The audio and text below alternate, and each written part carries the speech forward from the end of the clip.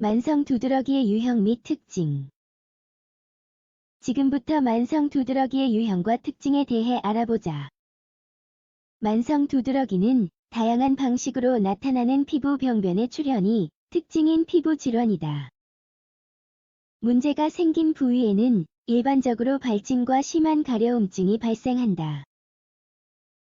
다양한 연구에 따르면 전 세계 인구의 20%가 살면서 한 번쯤 이 문제를 경험한 적이 있는 것으로 추정된다. 두드러기에 효과적으로 대처하려면 그 원인을 잘 알아두는 것이 필수적이다.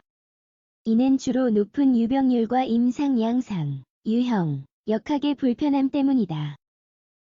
오늘의 글에서는 두드러기의 만성 유형을 중점적으로 알아보려고 한다. 질병의 맥락과 빈도. 질병의 특이성을 다루기 전에 먼저 시간이 지나면서 나타나는 발현 역학을 알아야 한다. 실제로 이는 치료 및 격리를 계획하는 데 필요한 첫 번째 단계 중 하나이다. 학술지의 논문은 두드러기에 대한 흥미로운 사실을 제공한다. 추정에 따르면 전 세계 인구의 15에서 20%가 살면서 한 번쯤 두드러기를 앓는다. 만성 두드러기의 유병률은 약 1%이다. 즉, 모든 인구 핵에서 100명당 1명꼴로 이 문제를 경험한다.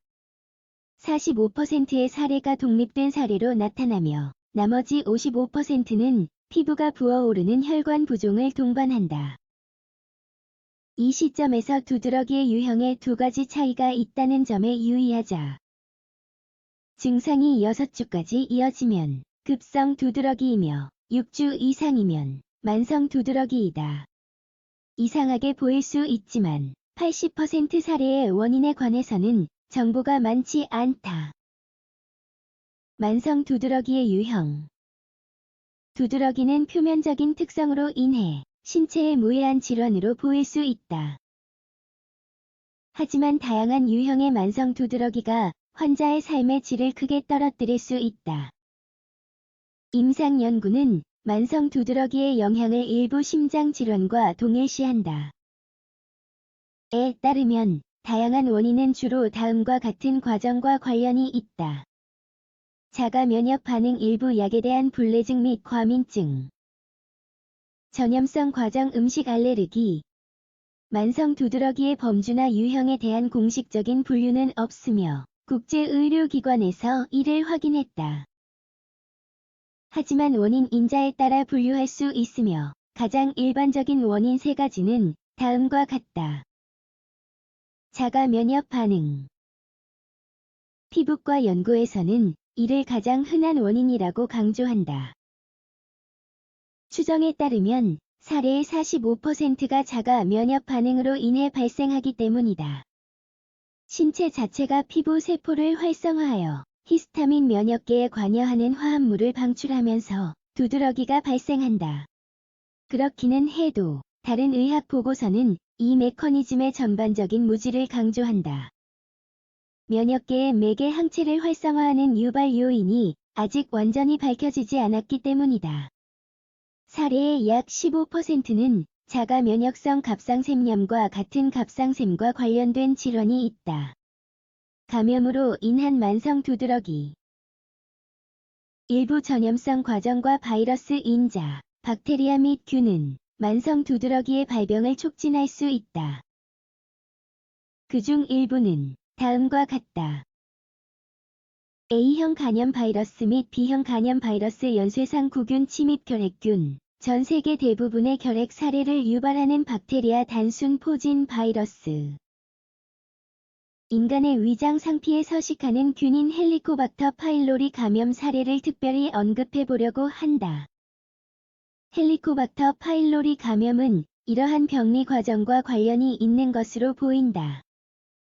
실제로 학술지의 연구에 따르면 연구에 참여한 만성 두드러기 환자의 71%가 소화기에서 헬리코박터 파일로리를 발견했다. 하지만 추적 관찰된 21명의 환자 중 3명만이 박테리아가 위장관에서 제거되었을 때 상당한 호전을 보였다. 따라서 두 요인 간의 분명한 상관관계는 여전히 의문점으로 남아있다. 약물 관련 과학계의 다양한 분석 연구에서는 약물 사용과 만성 두드러기 발병 간이 상관관계를 분석한다. 만성 두드러기는 아스피린 및 기타 비스테로이드성 항염증제 NSAID와 같은 약 복용으로 심해질 수 있다.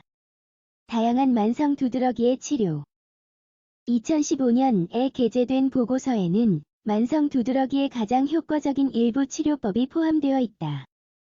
그중 가장 관련성이 높은 치료는 다음과 같다. 디펜히드라민과 같은 1세대 항히스타민제 아크리바스틴, 세티리진 및 로라타딘, 졸음과 관련된 부작용이 적은 2세대 의약품 다양한 코르티코스테로이드 짧거나 긴 시간 동안 체내에 남아있는 반감기가 짧거나 긴 약을 선택할 수 있다. 이러한 약은 대부분 면역계의 반응을 조절하여 염증 반응을 줄인다. 확인하기 어려운 질병의 근본 원인에 따라 한 번에 한 가지 이상의 약이 필요할 수도 있다. 유의사항 보다시피 만성 두드러기는 오늘날까지 알려지지 않은 많은 열린 전선이 있는 병리이다. 정확한 원인과 가장 효과적인 치료법은 아직 과학계에 의해 밝혀지지 않았다. 어쨌든 6주 이상 이어지는 피부 발진은 만성 두드러기의 임상 증상이라는 점을 알아두어야 한다. 따라서 이러한 사례에서 필수적인 치료를 시작하기 위해 지체 없이 의사와 상담을 해야 한다. 의사와 같은 전문가는 성가신 징후를 완화하기 위한 전반적인 조치를 권고하고 약을 처방할 수 있어야 한다.